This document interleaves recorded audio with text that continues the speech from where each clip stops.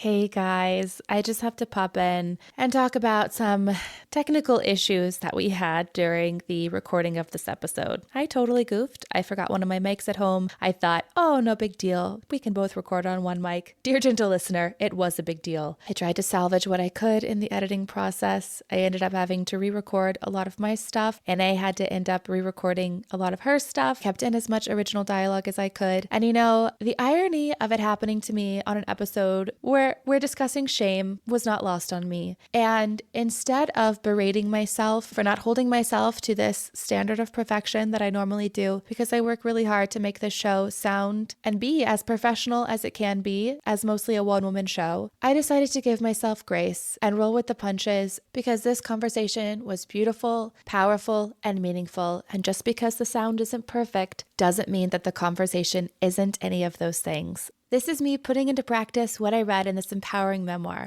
So thank you, Melissa, and thank all of you for rolling with it today. But I just wanted to pop in to make sure that you all know you're not crazy. It does sound a little off at times, but it is what it is. Let's get to the episode. Hi, and welcome to Babes in Bookland. I'm your host, Alex Franca, and today my friend Nak Ann is back to chat about Melissa Petro's Shame on You, How to Be a Woman in the Age of Mortification. Before we get to the episode, here's a review from RJJC-14 on Apple Podcasts. This is such a refreshing book podcast focused on stories of strong, resilient women. I love the structure and bringing someone in to discuss too. I'm admittedly not a good book club member, so it's fun to listen to this podcast and get a book club feel in terms of deep discussion and personal anecdotes. Highly recommend. Thanks, RJJC, for those very kind words. Today's episode is definitely about a strong, resilient woman with a strong, resilient woman as my guest, so let's get into it.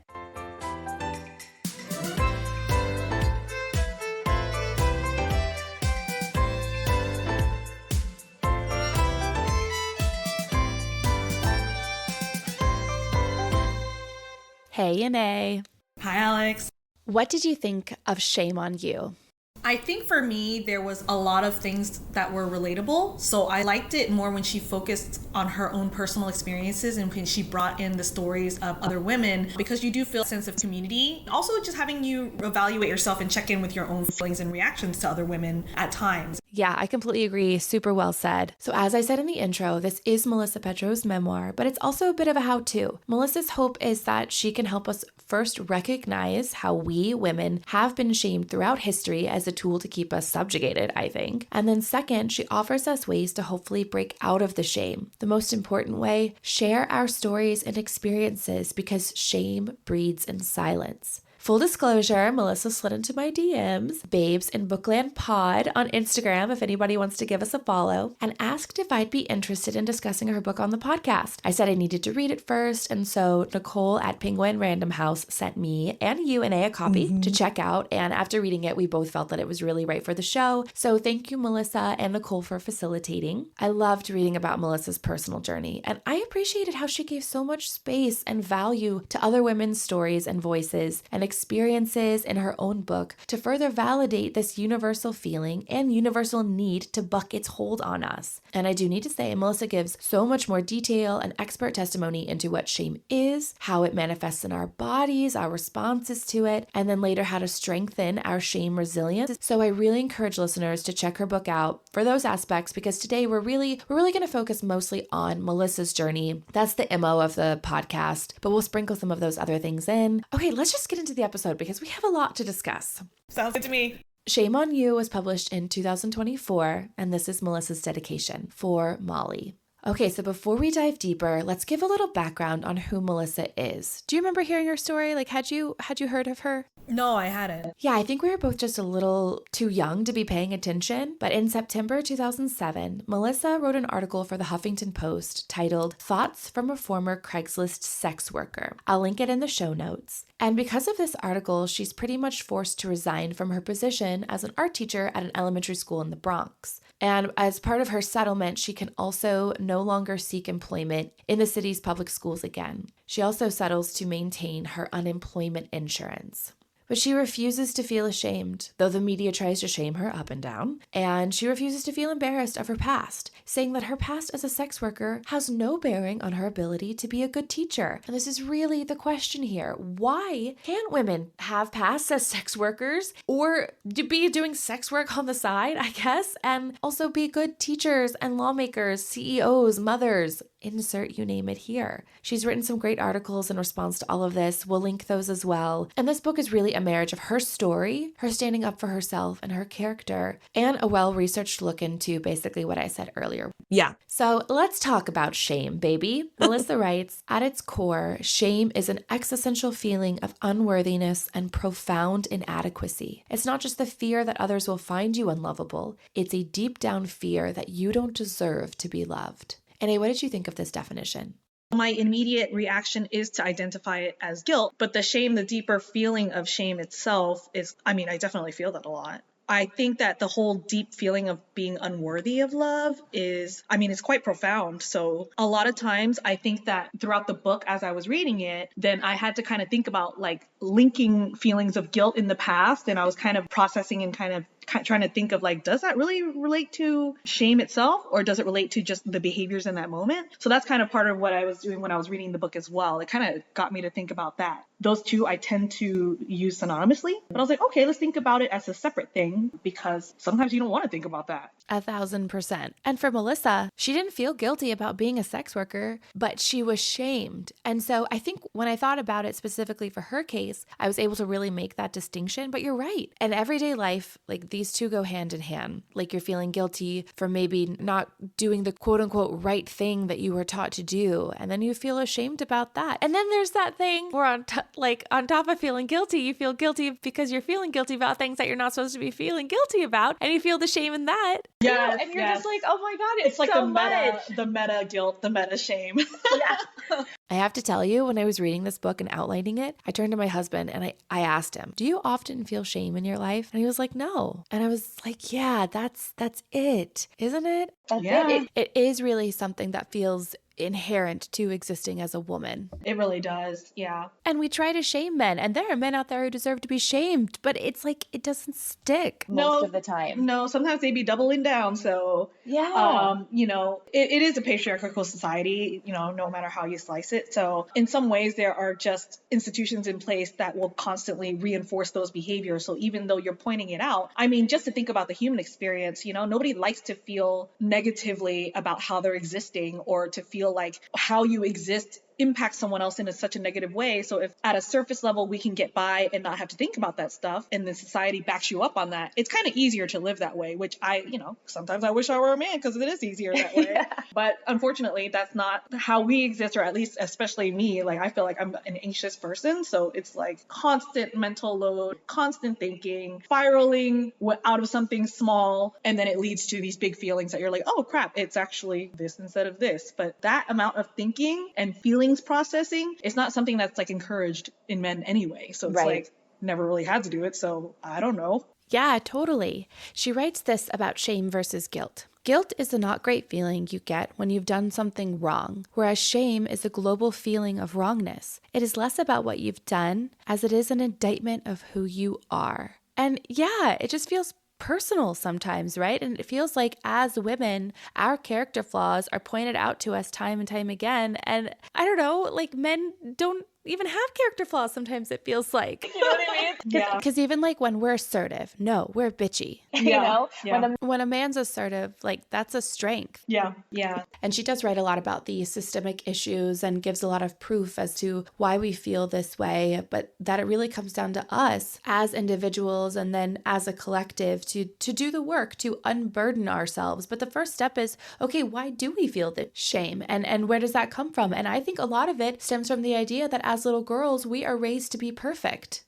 There's this perfect idea or standard of what it is to be a good woman in the world. And I think we've been raging against that for a while, but I don't think boys are raised to be perfect. I think they're raised to push boundaries and be messy, and we're raised to reduce ourselves, to fall in line and follow the rules, and boys are raised to thrive, to explore, to push boundaries, to make the rules. And Melissa writes, like all girls, I learned the rules early. Be good, be sweet, be flirty, but not too flirty, be sexy, but don't be a slut, don't be too fat or too thin, shave your body, cover your blemishes, cover your body, but don't be prude, smile more, be cool, reflect men's interests, but remain feminine, be assertive, just don't be a bitch, speak up, lean in, be demure, deny your appetite, suppress your needs. Society wants women to be everything. It feels impossible. It's just not possible for any human being to be that. Because how can we be two things at once? Yeah, it's contradictory, right? And then at the same time, but we still strive to. We've internalized those expectations and then we set those as our goalposts. Yeah. And then when we don't reach them, then we start to berate ourselves. And then that's the part that's kind of hard to reconcile. Because sometimes at an intellectual level, you know that it's not right that you're feeling shame or guilt, but you can't help that you feel it. It's just there. And so sometimes you're just too tired to process that feeling. So then you just kind of, I still got to live. I still got to make money. I still got to survive. So you just kind of sweep it aside and carry on. Yeah.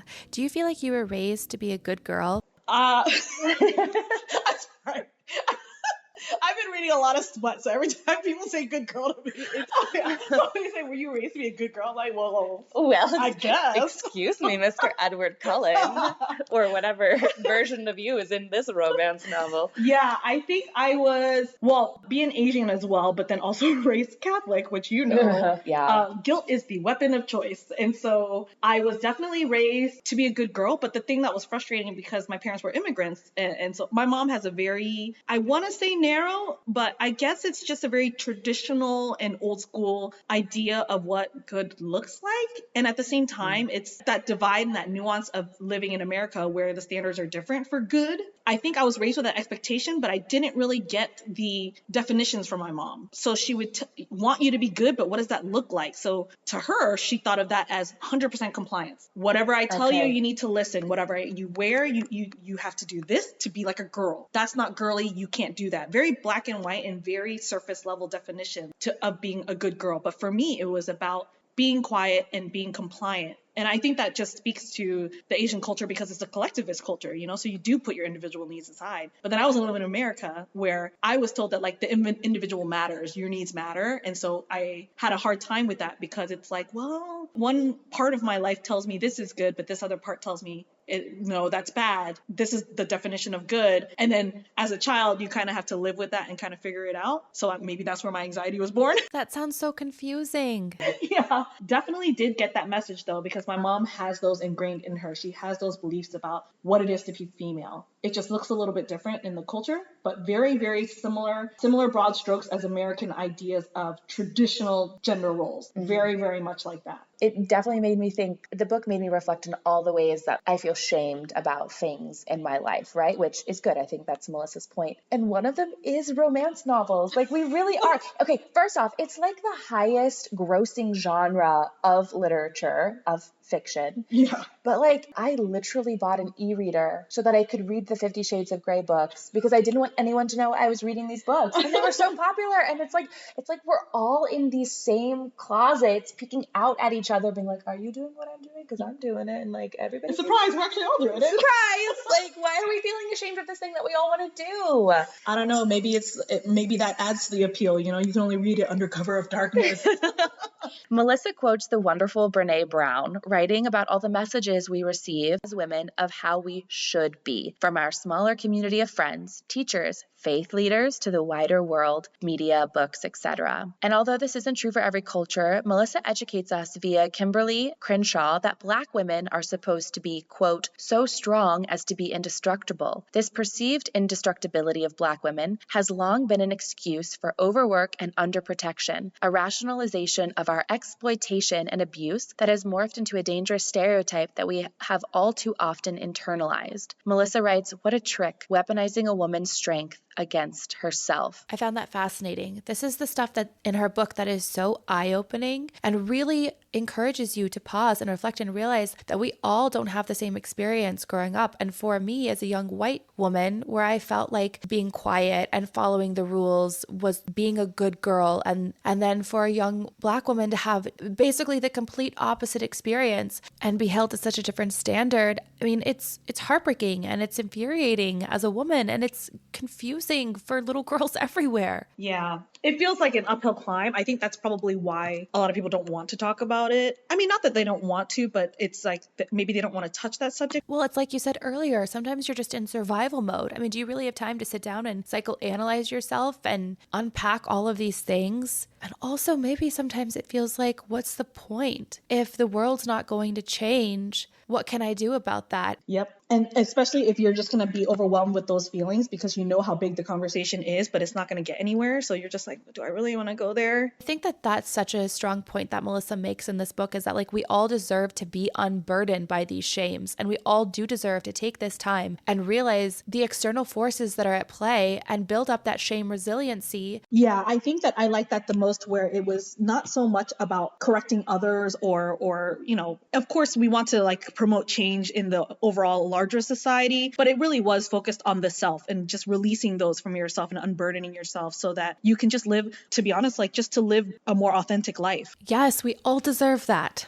Okay, Anna, where do you feel shame the most in your life? I don't know. I feel like a lot of shame for me when I was younger, it was more for my appearance, like looking a certain way. You know, you have to weigh a certain way. So I got that message of, you know, you have to be thin, but you can't be too thin. And then you have to have curves and blah, blah, blah. So yeah, I didn't feel like I fit into that. My guilt and shame for some reason has a lot to do with my identity as a working individual. So maybe that just comes down to, I don't know, I was brainwashed at some point in my life because I feel like I never learned these lessons in a straightforward kind of overt way. I wasn't taught in a, directly to be, you have to be a good worker. Maybe it's a cultural thing where we want to be productive, and the Asian culture I feel like is very utilitarian. So I feel like as a productive individual, that's where sometimes I feel shame. And maybe it's just honestly because it's just exposure because I'm just there most of the time. I spend most of my day at work. And so maybe I just feel it most prevalently there, sort of having this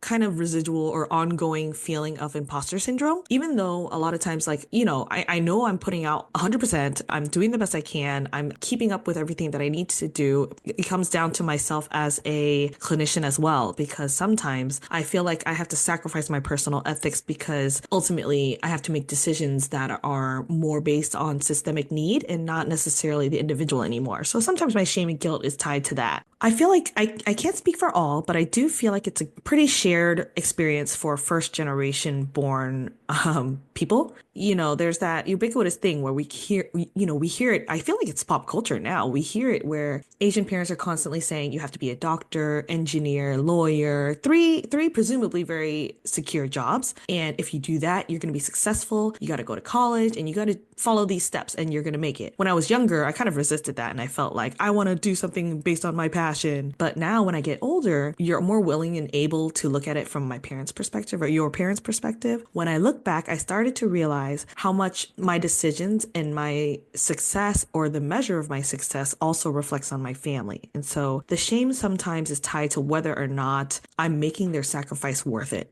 Did your mom ever say anything like, make my sacrifice worth it? No, not at all. Yeah. Yeah. But I think it was just very common because she talks about this in her book as well. Just the idea of comparison. I don't know if that's a universal experience for women because it kind of sounds nice that it is, because I felt like it was just my mom.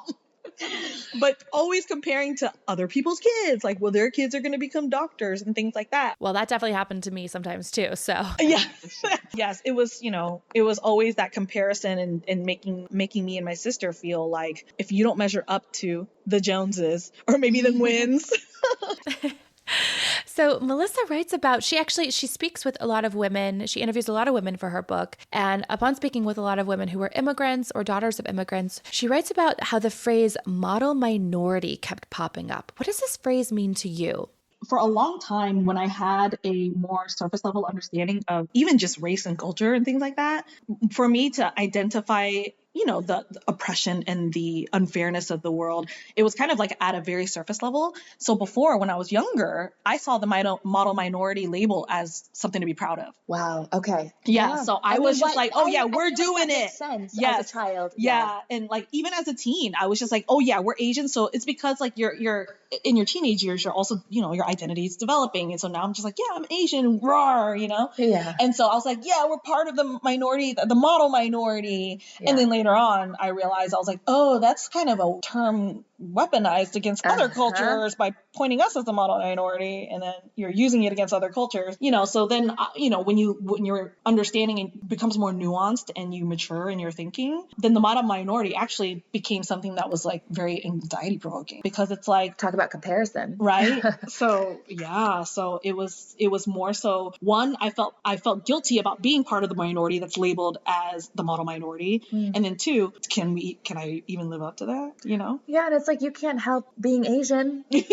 Like, what the hell, dude? How are you supposed to feel guilty for just who you are? Yeah, but then at the same time, you're just kind of like, well, modern minority, is that a way of controlling us as well? Because now it's kind of saying that, like, yeah, why are we the modern minority? Because we don't cause problems. Yeah. Is it because we're so obedient and compliant? We don't speak up in the workplace. We just keep our heads down and do our work. And I'm like, that's not really how it should be. Weaponized against you. Exactly. That's like my new catchphrase. I'm like, I'm like, oh, wow. I mean, but it really makes you think. It just makes you think. Her book just made me think, man. I was like, okay. All right, so let's get into Melissa's story. I sort of tried to do this clever thing where we'll see how it goes. Melissa's parents, where the seeds of shame are planted? ? Her mother, third-generation Polish immigrant, Catholic, and raises Melissa under the church's influence, even though they don't attend church. She writes, "My mother dreamt of no responsibility beyond raising her children and caring for her home, but instead she worked as a full-time secretary at a racetrack while Melissa's father cycles through jobs. And there wasn't a lot of financial stability. They're in Ohio. They live in the basement of her grandmother's home, where it would flood when it rained." She writes, "Throughout my girlhood, my mother over-relied on me for intimacy and emotional support. So I knew too much about her and my father's sex life, including details of my father's extramarital affairs. These details from my childhood are examples of what psychologists would call covert sexual abuse, as are even more commonplace experiences, such as a parent idolizing their daughter's beauty or commenting on her body in relation to men." I thought that was fascinating, because I never would have thought that a mother being too open with her, no, objectively I'm reading this and I'm like, that is not okay. But the fact that technically it's sexual abuse, that's pretty heavy stuff. I'm curious where she found that categorization of it being sexual abuse. Right, yes, because she just says psychologist, but she's not citing what she found. Yeah, because that's the first time I'm hearing. Research changes over the years. Definitely emotional abuse. Yeah, right. Because as a child, there's some things that they're not supposed to be privy to because your mind can't comprehend it. And how, something as complex as consent, you may not understand that. And so you're going to warp that understanding at that age. So I can see how that can be considered abuse. You know what I mean? And I when she talks about idolizing her daughter's beauty and things, there were elements of that in my mom's upbringing, but I feel like that was part of culture as well. Where women are only valued for their beauty. Yeah. So you have to be beautiful. You have to put so much energy. Even now, my mom's regiment, it's I wish I was that dedicated to my skincare routine. Dude, you're spending 30 odd minutes and massaging your face and putting in your products, but I'm like, but it's working, But ultimately, the downfall of that is I'm kind of seeing her relationship to her own beauty as she ages. Right. You won't meet your own beauty standards anymore. Yeah. The beauty standards that you've been conditioned to have. Yes. Yes. Ultimately, you start looking in the mirror and you don't look 25 anymore, and that's been your standard. What does that do to your self-worth, your value, your psychological state? Yeah, I understood what she meant when she said that, when your mom kind of overly puts value on your appearance and then even your relation to men and things like that. It was very odd. There were times where my mom would be like, you need to dress sexier. And I'm like, but I'm 17. For her, I felt like it wasn't sexualization as in male attention. Yeah. She just liked feeling good about how she looked and getting attention as far as herself, but I don't think she understood the nuance. Even now, I don't think she understands how subtle harassment can be. It has to be overt for her to understand that that's harassment. Interesting. Men looking at you, staring too long, and things like that. Those are very uncomfortable for the female experience, or for me. Yeah, told me too. Yeah, I think that's something that she didn't quite get. It's definitely something that's there. I can see how that can be so detrimental to a girl growing up. Yeah, totally. And speaking of detrimental, let's talk about her father now. She writes, "While my mother struggled able to manage the home, care for her children, make ends meet, my father preserved a part of himself that did not belong to his family. He had drawers, literally one in every room, full of things belonging only to him. While the rest of us scrabbled over resources so limited, it seemed as if everything in the house was broken, dirty, or used up. My father's belongings were nice and totally off limits. That would be so confusing growing up. I couldn't imagine if my husband had a drawer of things that I was not allowed to touch. I mean, I understand parents, adults having nice things, but not if the rest of the home is, like she writes, broken, dirty, or used up. How can Melissa view herself as anything other than unworthy in her father's eyes at this moment?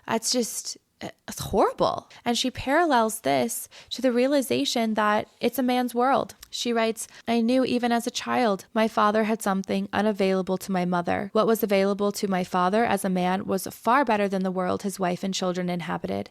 His was a world of possibility. That's so heartbreaking that she came to that conclusion at such a young age. Yeah. Yeah. When your family is struggling and you have your own personal drawers, I'm like, the audacity, like, what? Seriously.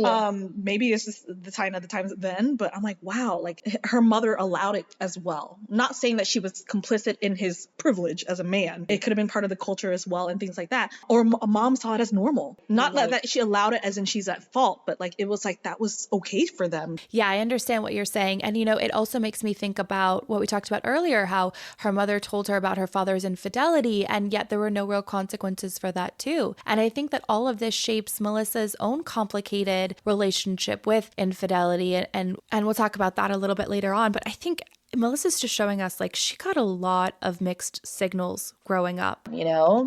And then a month before high school graduation, Melissa's mother tells her that her father is gone. He had already been traveling to Louisville a lot, presumably for work, but later Melissa will discover that he actually had a whole other family there. And at the time of her memoir, Melissa writes that she can't remember the last time that she saw her father. She writes, today the phrase daddy issues holds no power over me, but for years the mere thought of my father triggered feelings of worthlessness and, yes, shame. I was confused, angry, and afraid of what my father's actions said about me. It is interesting how much we intrinsically tie our worth to people in our lives, especially our parental figures, I think. It's hard to escape that sometimes, when really we have absolutely zero control over other people's actions.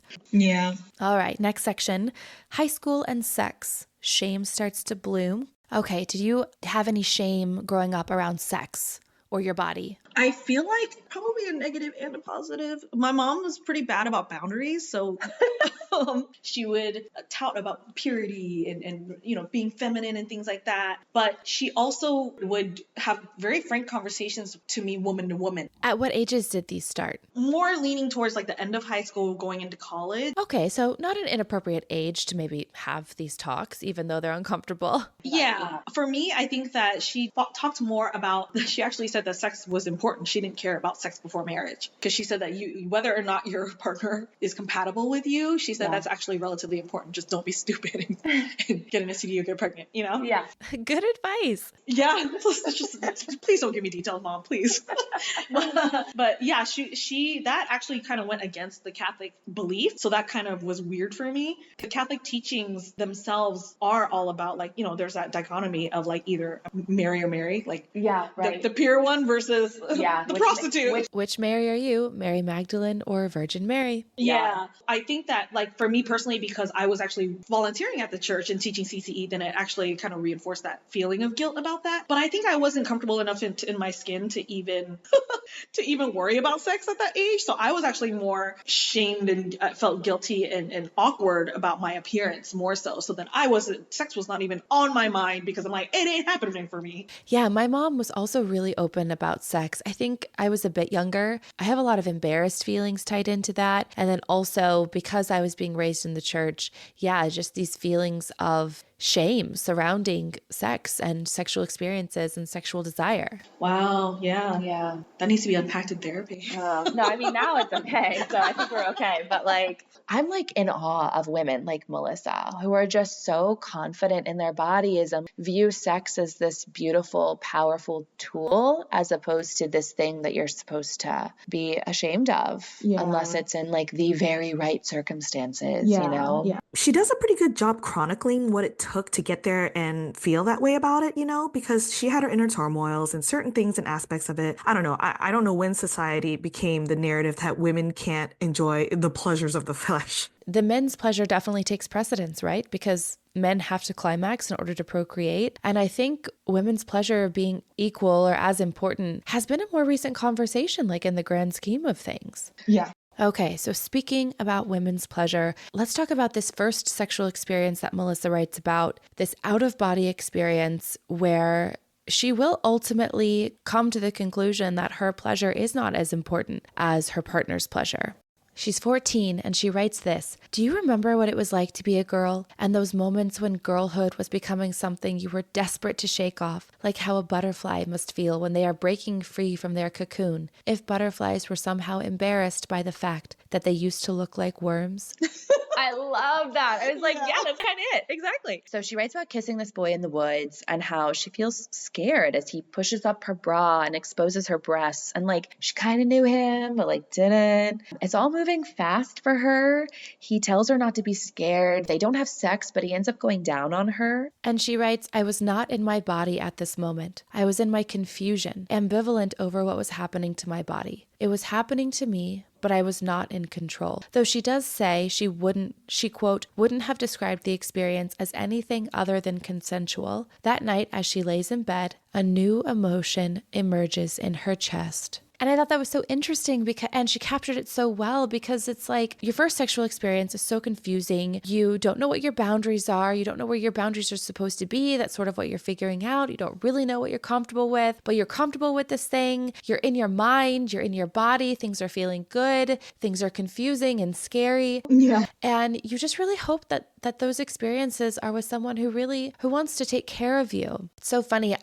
That sex scene in Cruel Intentions of all things, I don't even particularly love that movie, but the scene where Reese Witherspoon and Ryan Phillippe's characters finally have sex, and the entire time he just keeps checking in with her and asking her if she's okay. I don't know. I appreciate being exposed to scenes like that growing up, because even though I did have a mom who would have been really comfortable talking to me about these things, I wasn't really comfortable talking to her. And so I did turn to my friends and to movies to sort of guide me on how maybe those experiences should go. Mm-hmm. That gave us the idea that like when this is done right and it's beautiful and you're valued in it, that person's taking care, like you're taking care of each other, you know? And her experience just seemed so confusing for her, you know? So Melissa continues to see this boy on and off. She actually experiences her first orgasm with him, and then he just ghosts her. What the hell, dude? What the hell, little jerk? She writes, "My encounter with Charlie, the boy, set off a craving. Ravenous for approval, I learned to put my own partner's desires first. The only pleasure I came to expect would result from pleasing whatever boy I found myself with. I sought out sexual intimacy, even as every encounter left me feeling more and more devalued, dirtied, and detached from my body." So like I said before, it feels like here's where she learns that her pleasure is not important, unnecessary, and it's all about the men. And you know, I would come to those conclusions too. If this boy ghosts me after giving me an orgasm, I would think, oh, because maybe I didn't give him an orgasm, I'm not good enough. Yeah. Her junior year of high school, she meets Rick. He's a good Catholic boy whose family said grace at the dinner table, who kissed her politely for their first kiss, and who could, quote, look my mother in the eye. Not a bad thing to want in a partner. It's time for her to go to college. She falls in love with Antioch College, where, quote, students weren't given grades. Instead, the professors wrote narrative evaluations and students wrote self-evaluations, and both bore equal weight. She writes, "I would be taught to trust life experiences as a valuable source of knowledge and insight," which honestly sounds amazing, but for a type A person, I would be like, but what's my actual grade? Am I good enough? There's a problem, though. Tuition is $30,000 a year, exactly her mother's annual salary. She and her mother both work really hard. They apply for all the grants and scholarships they can find. She writes all the essays, and they are able to get her first year covered. And it's a really proud moment for her and probably for her mother. She writes, "For me, my time at Antioch and my exposure to more and different people helped me start to find and then share my true self without shame." I think college is when you're exposed to people that just aren't from your whole, within a certain radius that you're going to see for years at a time. You're exposed to different people and who don't know you from Adam. exactly, Yeah. exactly. You feel like you get to define who you are. I forget which theorist said it, but the tyranny of the shoulds. It's kind of like how it just takes precedent over everything when all you can think about is what you should be, not what you want to be or who you are. In the younger years, then it was always, I should be this, I should be that in order to be this. Versus in college, it's kind of like, man, I actually felt like it was a blank slate where you're trying things on and figuring out who the heck I am. Yeah, I had a really similar experience. Okay, let's see who Melissa discovers she is while she's in college. During her first semester, her childhood best friend Jenny calls her and says she started to work at a strip joint called The Crazy Horse, which I love all these strip club names. She writes, "The color left my face. Everything I was being taught about sex work contradicted what I knew about Jenny." She pictures her friend being exploited and basically tells her as much, and Jenny is like, "What do you even know about this?" And Melissa realizes she's right. She's never even been to a strip club. Still, she writes, "I hung up and cried. Of everything I had been led to believe that a sex worker could be, Jenny was none of it. She was smart and funny, beautiful inside out, the toughest bitch I'd ever met." So that winter, she goes to visit her with Rick, and the place doesn't look bad at all. Everyone is smiling and seems to be having a good time. Jenny answers all of her questions. She writes, "By the end of the night, a seed had been planted. All my life, I had wanted nothing more than my mother's approval. I still wanted that. I wanted so badly to be good, but I saw the attention Jenny was getting and the money she made. I wanted that too." Yeah, it's really interesting when we come face to face with new ideas or new ways to think about things or ways that maybe we need to challenge our belief system. When I think about sex workers, three things come to mind. First is Jack the Ripper and killing all of the prostitutes living on the street because no one would care that they were gone. But then also I think about the movie The Best Little Whorehouse in Texas and the song Hard Candy Christmas by Dolly Parton. And in that movie, all of the women are adorable and amazing. And that song Hard Candy Christmas is just a gem. And lastly, hello, Julia Roberts as Vivian in Pretty Woman. I mean, Yeah. She was the hooker with the heart of gold. That was one of the taglines. And yeah, I feel like I was actually exposed at a very young age. Listen, I knew it was not the path that my parents would have ever wanted me to walk down. And yeah, I probably would have had the exact same feelings of shame and guilt that Melissa experienced. But at least for me, these women weren't all just like evil whores who were not good people. I knew that at a very young age. I knew that it was more nuanced than that. And again, that's thanks to media and television. Yay, go movies. Yeah.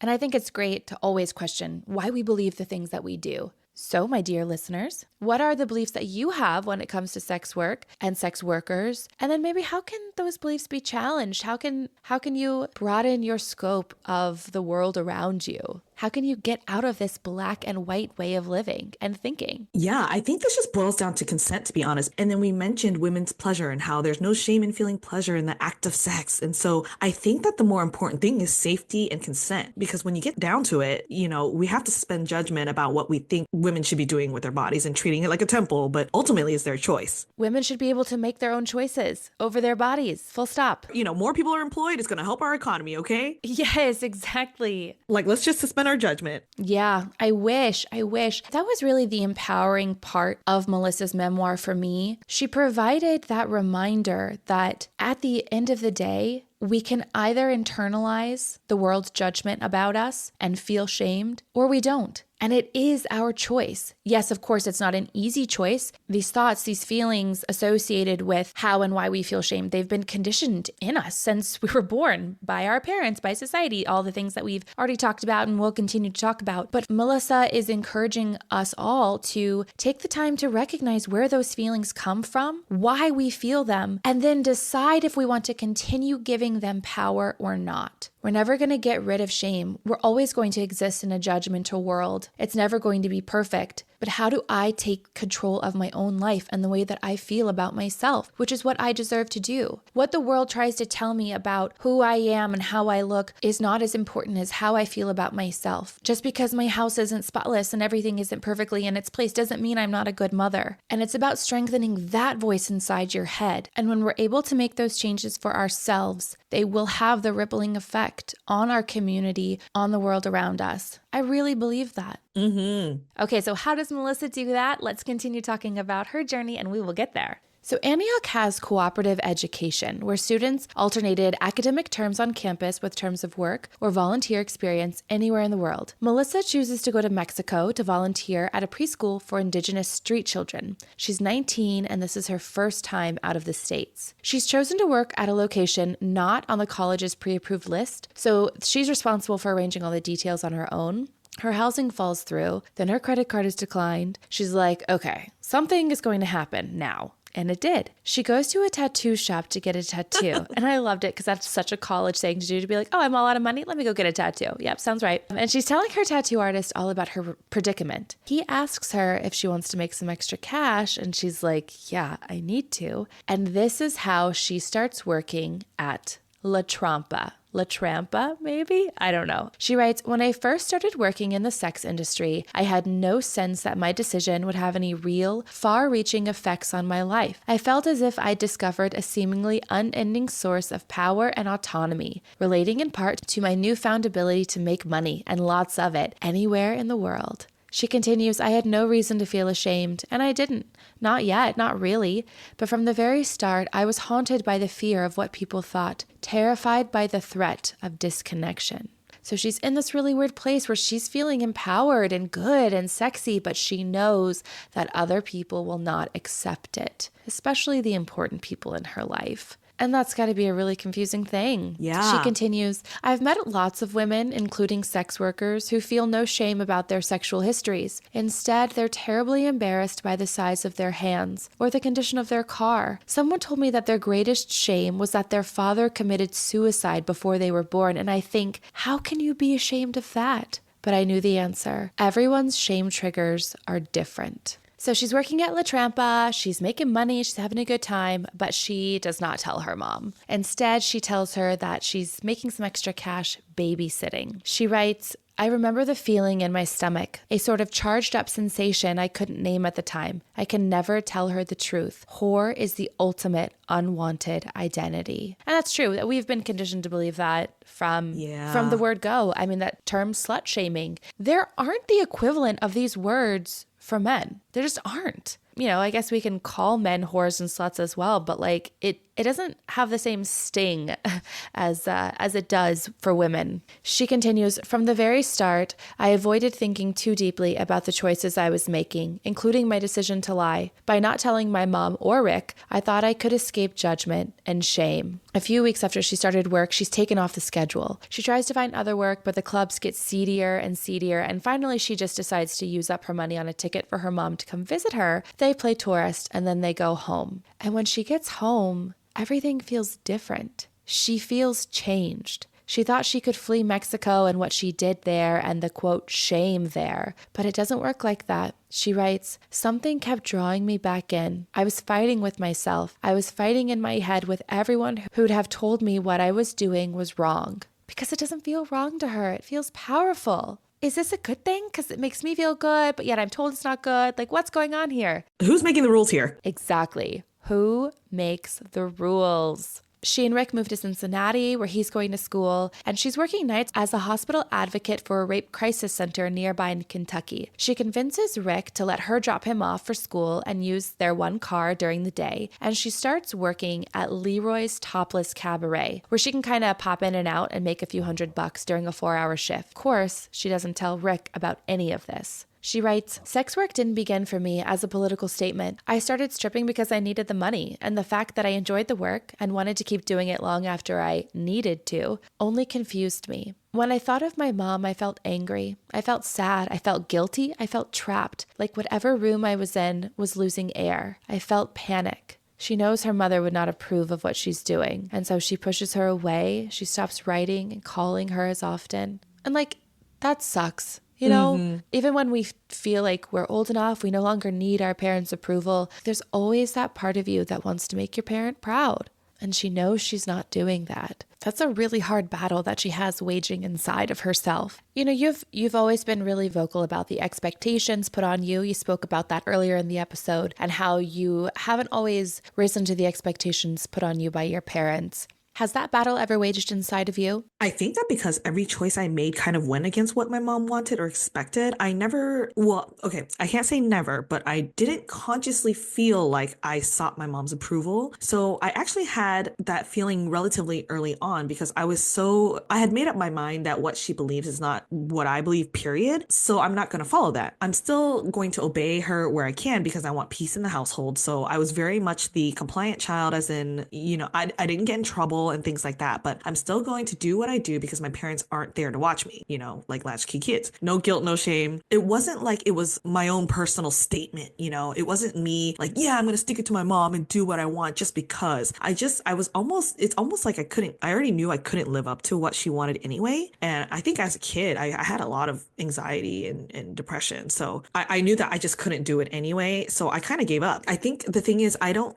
seek my parents' approval in the sense of my choices because my choices led me to where I am and I'm happy where I am, so I couldn't imagine being what they wanted me to be because I know I would be profoundly unhappy. And so, for example, like marrying someone, right? If she could curate a man for me and choose, I would be so unhappy because it's not for me. I really don't know. I don't think she knows me well enough to really choose a partner for me. I think that tying back the whole thing of wanting them to feel like their struggle was worth it and their sacrifice was worth it, I didn't necessarily want their approval, but I still wanted them to be proud of me. You know what I mean? So I think that's the part I struggle with. It's not necessarily doing what you want me to do, but for me, it was like I had to struggle to have the equal amount of success had I gone down the path they wanted me to prove that by my choices, I've made it. There are multiple paths to the same destination. So that's the part I struggle with sometimes because I feel like I'm not quite at the monetary success that they would want, but I'm kind of like, I have to be okay with that though, because I want to remind myself that I'm happy where I'm at. I just want them to be proud of me. Has your mom ever said she's proud of you? No, of course not. That's not in the Asian language. This reminds me, I read this thing a few years ago before I became a parent, but it stuck with me as something that I wanted to do and wanted to add to my parenting philosophy one day. This person was writing about how they grew up in a household where they were never told by their parents that they were proud of him. And he never really heard good things out of their mouths, only criticism. And so he wanted to make a conscious effort to break that cycle. And he wanted his kids to know how proud he was of them. And he decided that one way that he wanted to do it was to actually kind of compliment them behind their backs. So he talked about how he and his partner would stand in the hallway outside of his kid's room and, be like, oh my gosh, blah, blah, blah was so great today. Like, I'm so proud of him, as opposed to just saying it overtly to his face. And I thought that that was just so cute and sweet. And there is something about overhearing a compliment because it feels like that person doesn't have to be saying it. Like there's that extra added jolt of love or recognition because they're not saying it to you, they're saying it to someone else. And so like I said, I implement that with my husband. We always like to talk good about our kids when they can hear us. Even when they can't hear us, I mean, we genuinely are in awe of them and proud of them. But I just thought that was really cool. So I wanted to share that in case anybody out there is looking for new ways to cultivate confident kids. And I'm always looking for great ways. So if you have something, please share it with us on Instagram, DM us at Babes in Bookland Pod on Instagram, or email me. I love finding those just really easy ways to let your children know that they are loved and that they have value, and builds that voice inside their head that will lead them through the hard times later in life. I feel like this might be more authentic to me as a person because I can be pretty old school in that sense where I'm not a fan of participation trophies and things like that. So it would be very contrived and unnatural for me to just outwardly praise my son all the time when I'm like, okay, you didn't really do that much. Like, you drew a picture. Okay, it looks like a worm. But I think it's such a cute idea. But I'm working on this. This is, my self-improvement journey. This is my breaking the cycle journey. I love that. Let's get back to Melissa. The next spring, she is in London. During the day, Melissa volunteers at an organization that advocated against female genital mutilation, and at night, she worked at a table dancing club called Images. Again, she tells no one. She fears she'll lose Rick if he knows the truth, and she feels this weird sense of obligation to protect him from losing the flawless version he thought she was. She writes, "My lies had built a cage around me, and I sat in it, wanting to be free so badly that I just pretended I was."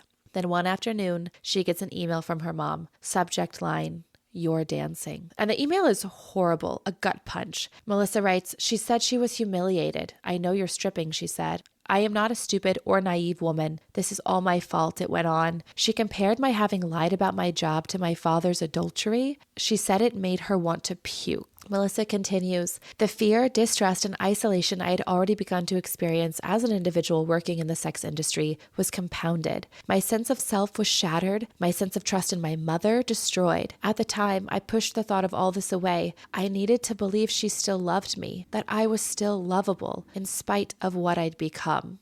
And I hate that she writes what I'd become there, instead of in spite of what I was doing. She's more than a sex worker. She's more than a liar. Obviously, she's found herself in this very dual life that she's living, full of lots of conflicting and confusing feelings and thoughts. But it seems to me like she felt like she could not live her authentic life and still hold on to the love of the people that she loved. Her mother comes to visit her in Europe, and Melissa takes her everywhere, pays for everything. But she writes, it wasn't fun at all. Something felt wrong, and the feeling couldn't be shaken. They don't talk about her dancing at all. And Melissa feels lonelier than ever. She has her 5th and final internship in New York City. At this point, she's been dancing on and off for 3 years, and she continues to do so at Flash Dancers in New York City while working at another nonprofit during the day. At this point in the memoir, we learn that Melissa had been cheating on Rick off and on for years, since Mexico. Again, she's living this dual life. It's almost like she's two Melissas, and she'll bring that up too. It's with one of these other partners that Melissa gets pregnant and she elects to have an abortion. This is another lie that she has to keep from Rick. And she writes throughout this section how she knows that all of this was very wrong, but that she struggled to own the part that she played because shame would not allow her to acknowledge her wrongs. And I found that so interesting. It was almost like too much for her brain, her heart, her soul to handle, to confront this part of her life. And I think she's right to feel shame here, to feel shame for lying to this man who loves her. And it's really interesting to me, the distinction between being shamed for things that we shouldn't be shamed for, which I think is a huge part of her book. But I do think that there are some behaviors that deserve to be shamed, for sure. And in this case, shame is informative. Shame needs to exist. It just shouldn't be weaponized in the way that it is. She actually mentions, I think in the beginning of the book, one of the theorists or psychologists that she had quoted says something like, because we're social beings, shame is inherent in our culture and in our social lives because there are societal norms that we have to uphold, So there is a right and wrong, yes. So I like that she did acknowledge the fact of how shame was keeping her from doing what she's supposed to be doing, which is owning her role in this. Yes, just another way to realize how shame holds us back from living our most authentic lives. So she moves to New York after college with Rick. And she writes, despite my provocative past, I had settled into a decidedly normal life. She's still reconciling her relationship with her mother. She writes about calling her every Sunday because she'd feel guilty if she didn't. And she also knew that her mother wouldn't call her. But they skate over the past and focus on neutral topics. Melissa writes, I told myself to be happy. I had no reason to be sad, but everything doesn't feel fine. And actually, Melissa is starting to feel angry. She says, it's as if I had become the pain. She wants to be a writer, a poet, so she signs up for this guy Larry Fagan's class. He makes her feel like her writing is shit, but during a one-on-one meeting, he suggests that they work privately together and she could pay for it with sex. She had written about her past in the class. She writes, today, I know regardless of what we choose to write or speak about, some men will never see women as anything other than whores. But at the time, I believed that with the content of my work, I had invited the proposition. Larry's comments and actions majorly affect her sense of worth. Her friend Bree from college comes to visit, and it's with Bree that Melissa finally shares everything. They end up falling in love, Melissa writes. And this she doesn't keep from Rick. He gets upset, and Melissa comes home one night to find that Rick is gone, but all of her diaries have been pulled out and obviously read through. Melissa thinks, okay, this is it. Finally, he knows. There's a sense of relief, and he will be done with me. But that's not what happened. She writes, the fact that he was willing to forgive me made me feel as if I had no choice but to stay. More time went by and we got engaged. Deep down, he was still angry, we were both confused, and I was ashamed. Eventually, I called the engagement off.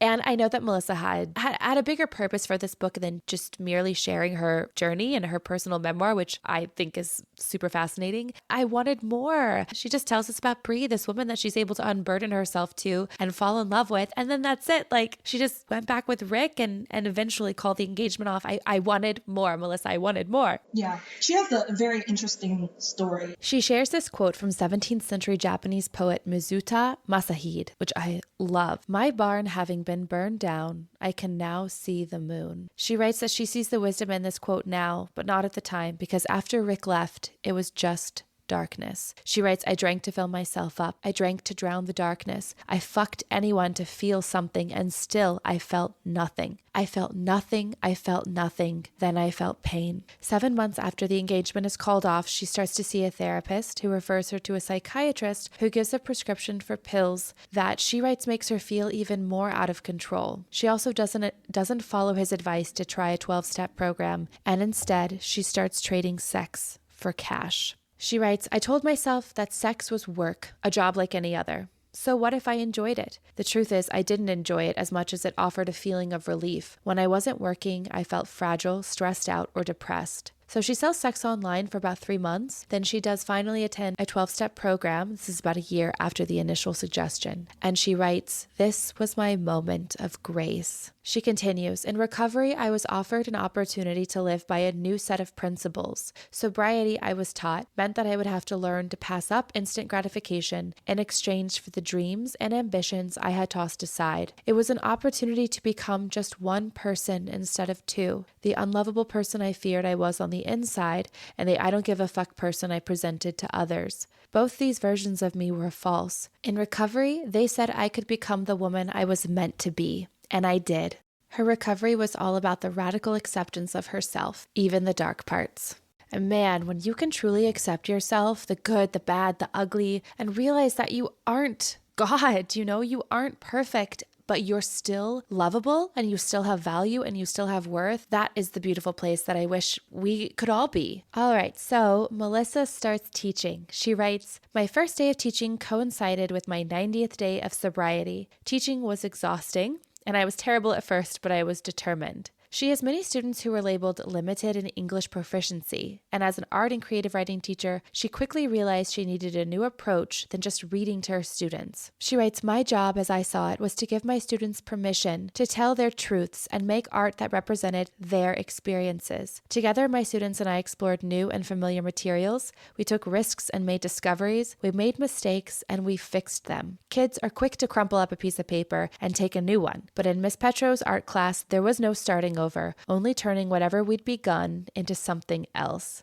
And I loved that. I told my husband, I was like, I read about this thing in one of my memoirs. I want to implement it. I love this idea of not discarding anything as ugly or wrong or imperfect, but instead taking something that maybe didn't start the way that you thought it would and turning it into something beautiful and realizing that the opportunity to turn something beautiful is always there. And she's finding herself more and more through her writing and through her sobriety journey and through her teaching. She has the opportunity to write an article for the Huffington Post criticizing online classifieds Craigslist founder Craig Newmark's decision to cave to political pressure to remove the erotic services section of the website. She writes, I'd used my firsthand experience selling sex on the platform to support my argument that not all women on Craigslist were underage or working for a pimp. And because I was also arguing that sex workers should be allowed a voice in the conversation about women's participation in the sex industry and be unashamed to speak for themselves, I signed my name to the piece. The New York Post picks up on this. They write an article titled, Bronx Teacher Admits I'm an Ex-Hooker. She's immediately banned from her classroom. She writes, the internet shaming was fast, intense, and seeming unending.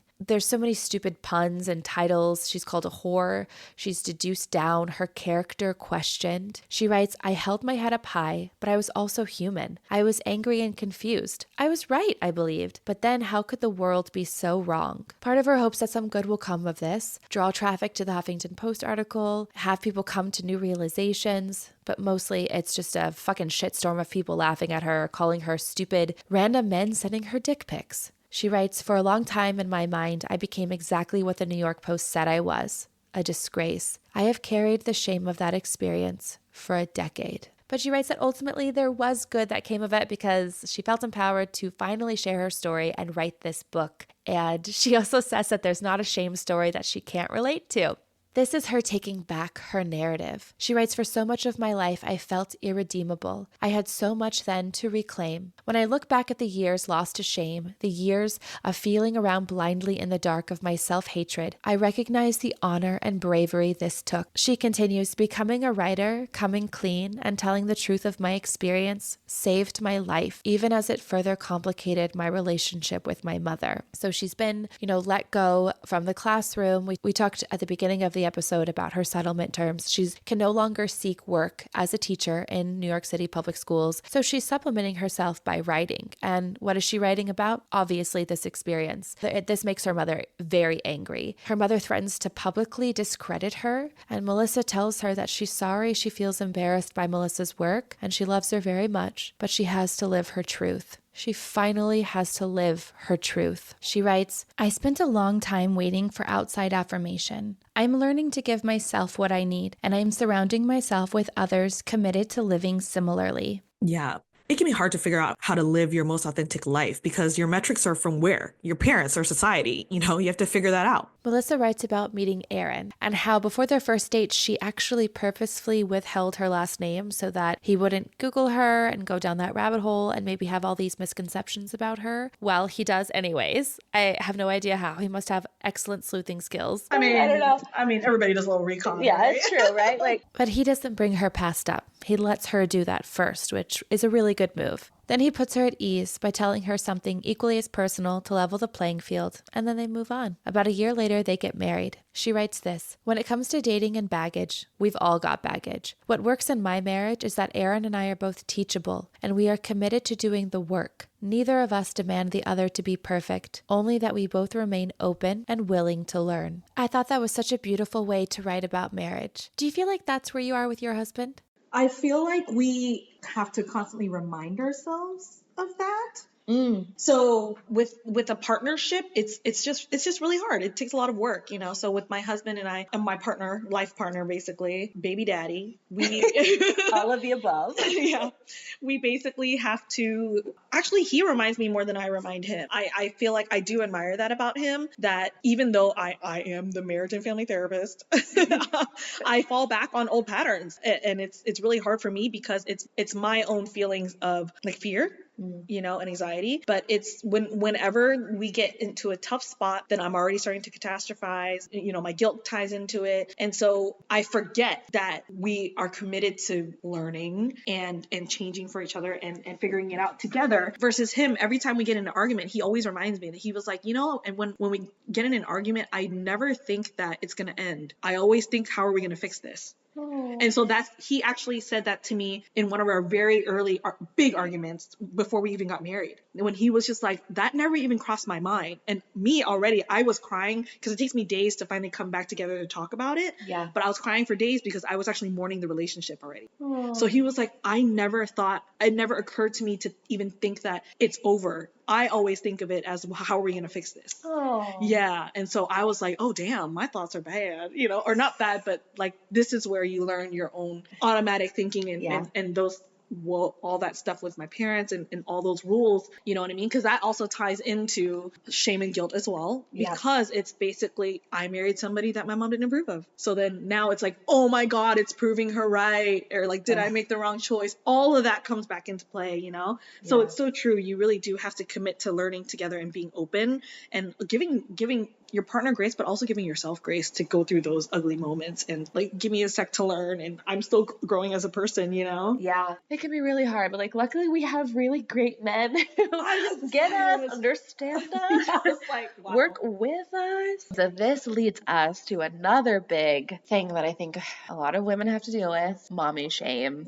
Melissa starts her motherhood journey. She writes a lot about being a stay-at-home mom and the invisible load. Just had an argument about this, like, my mental load. Help me with the mental load. Yes, Melissa writes, "Let's talk about how all of this is taken for granted and how we even take ourselves for granted, how we don't value the labor in packing our kids' lunches or recognize the strengths or skills it takes to advocate for our children. We undervalue our own contributions and dwell on what we didn't get done." She continues, all day long, minute to minute, I feel the pressure to work and to not work, but instead take care of my family. Around every corner, there's another irritating reminder of something I haven't done. And I really resonated with this section. You know, Melissa brings in a lot of other women's honesty and truths about how overstimulating, isolating, and sometimes disappointing motherhood can be, as well as the pressure to only be grateful instead of acknowledging that it can be really, really hard. She writes about how in the age of social media, women have been able to turn to one another to shed light on these truths, but social media also shows the happy, perfectly curated mom. Mm-hmm. I especially felt seen by one of the women that she interviews, Alicia's comment. Alicia says, in all my different roles, there's always a feeling of I should be better, a better wife, a better mom, a cleaner household. I should be more thin, more organized. I should exercise more, but I should also be more mindful. I should give myself grace. All these seemingly contradicting things that we're supposed to be doing, it's exhausting. Yeah. It feels like there's always something to remember, always something to be thinking about, always something to be on top of. How do you and your husband divvy up the mental load? You talked about this discussion that you recently had with him, and I know you brought your son into the world a little bit over a year ago, and that just increases the mental load so much because now it's not just remembering stuff for you, it's remembering stuff for the baby as well. Yeah, lucky for us, we're sort of besties. And so it's with a lot of humor. We play around a lot. And so when we have little moments, we'll just crack up at our failings. We're like, at least he's alive.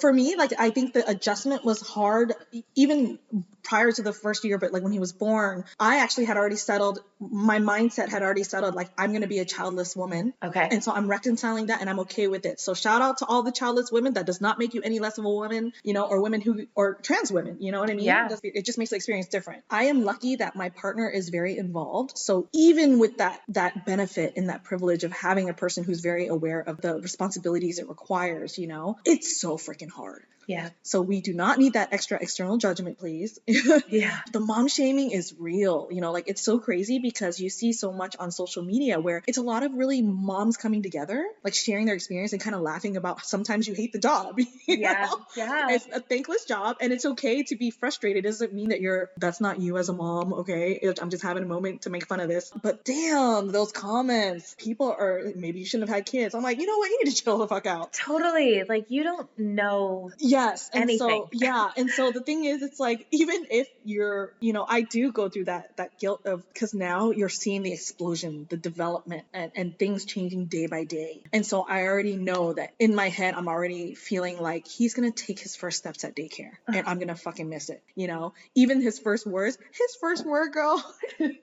Well, technically not really his first word because he's still not really saying things with intent, but he be saying coco so much. I'm like, which is my sister. Oh my God. I'm right here at home. And so I'm like, well, you need mama. Yeah, you're like, ma, please. No, coco. I'm like, oh. Oh my God. And so, but I feel like as a mom, you're or for me, I feel like I'm always stuck in this perpetual state of guilt.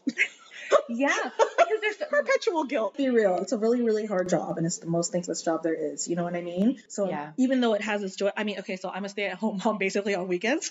And damn, it's hard because you do want to have your adult moments. You know, you forget what it's like to be an adult, and so at the same time, you also have to remember that you have to feed yourself as a being. It's not motherhood that defines you or your job. For me, my problem was before I had a child is that so much of my self-worth was derived from what I did. And so if I'm not good at my job, I'm not a good person or productive person. So now it's like the motherhood layer. And so it's one of those things where you wake up and you feel like you're busy all day, either trying to enrich him and then you feel kind of guilty to turn on the TV, but I got to wash these dishes real quick. Yeah. You know, but then nutritious meals, trying to do as much home cooking as I can. Yep. And then you blink and you're like, oh shit, the day's over. We don't have time to do anything else. Yeah. There's that saying, right? Put your mask on before you put the child's mask on. But it's like, how is that actually done? Because they're relying on you. Yeah. You're 100% responsible for them. Yeah. You know, my husband likes to say, being a parent is only hard if you want to be good at it.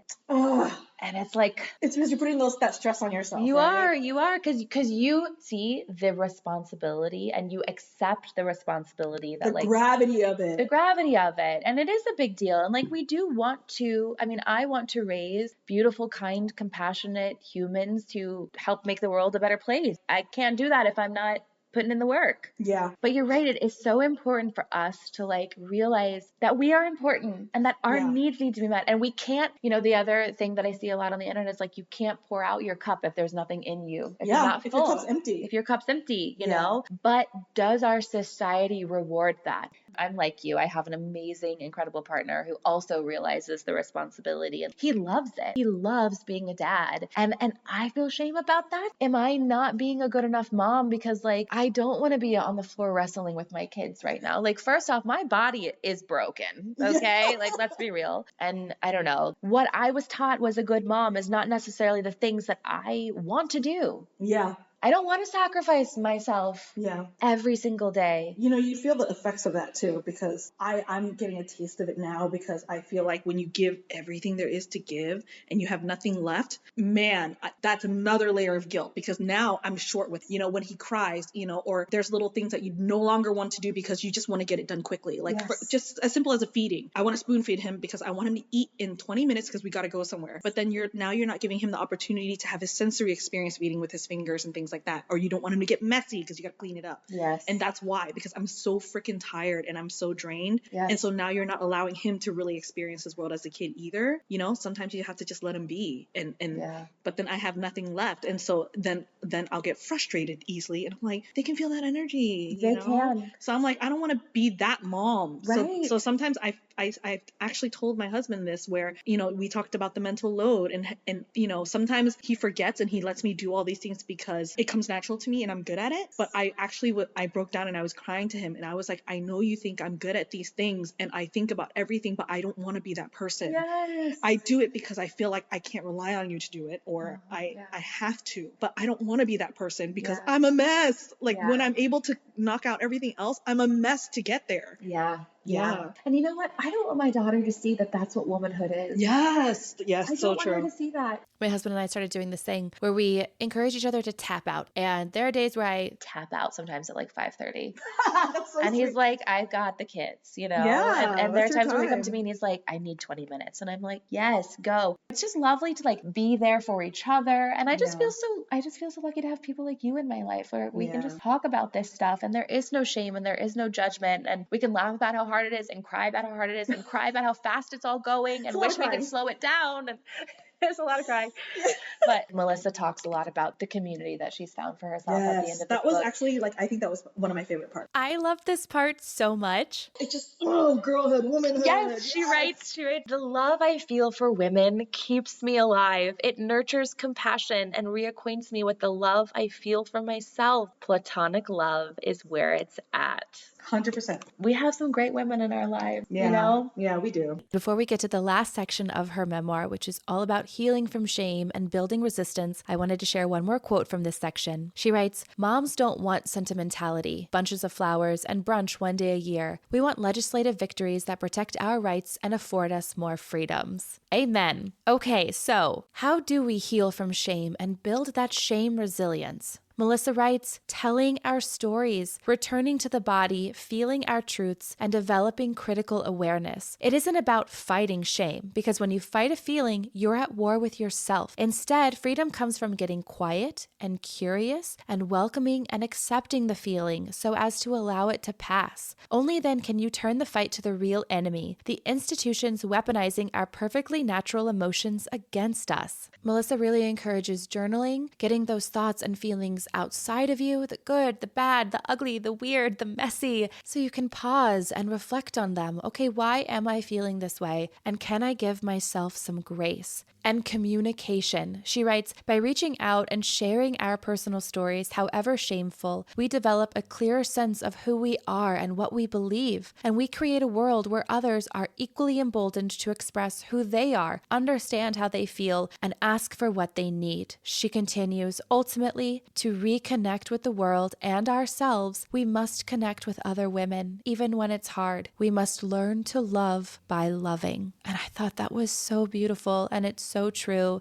And she writes a lot about forgiveness. Like I said earlier, giving yourself grace. She writes, when I make a mistake as a mom, I model self-forgiveness. I teach my daughter by example that it's never too late to accept all parts of ourselves, including our shame. When I read this section, it was a bit of an aha moment for me, a key to really being able to teach my daughter that self-love is so important, self-forgiveness is so important, and that I'm not perfect, and I'm okay with that. And she doesn't have to be perfect either. Melissa also has this great section in the book where she writes about the culture of shame and writes about shamed women in our society by the media, the men who really do tend to get off scot-free. She brings up names like Amber Heard, Monica Lewinsky, Anita Hill, plus more, and she provides this guide that I loved, so I wanted to include it. She writes, when you encounter a story that makes you question your self-worth or the worth of another human, here are some questions you might ask. Is this story factual? How else could these facts be interpreted? What details are being left out? Who benefits from this narrative? And reflect on why you feel that way, maybe why you acted a certain way. And I really appreciated that checklist, that practical guide, a way to help critically think about certain situations. Yeah.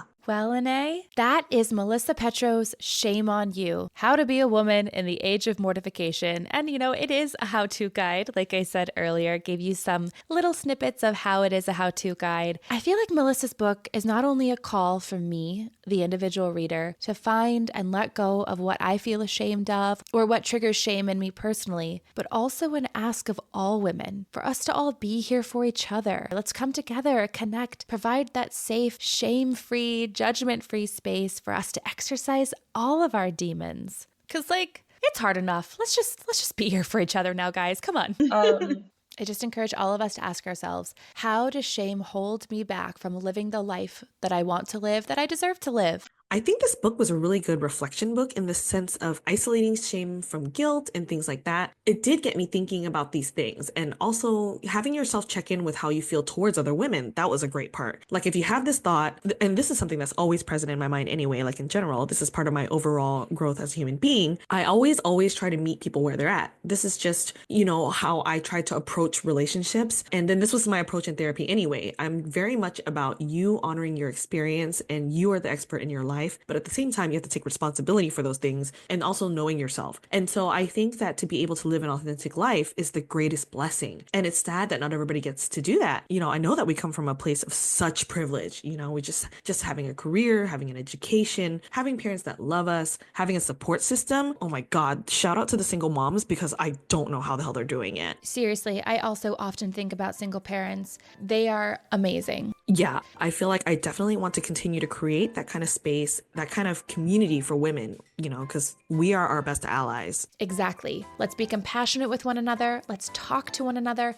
Let's listen to one another. Thank you, Ine, so much for doing this with me. Thank you, I love Alex. you very much. And we'll have you on the show again soon. Okay. Bye. Bye. Thanks for listening to Babes in Bookland. To access the full version of this episode, you can subscribe on Apple Podcasts or support us on Patreon. Visit babesinbookland.com for more information.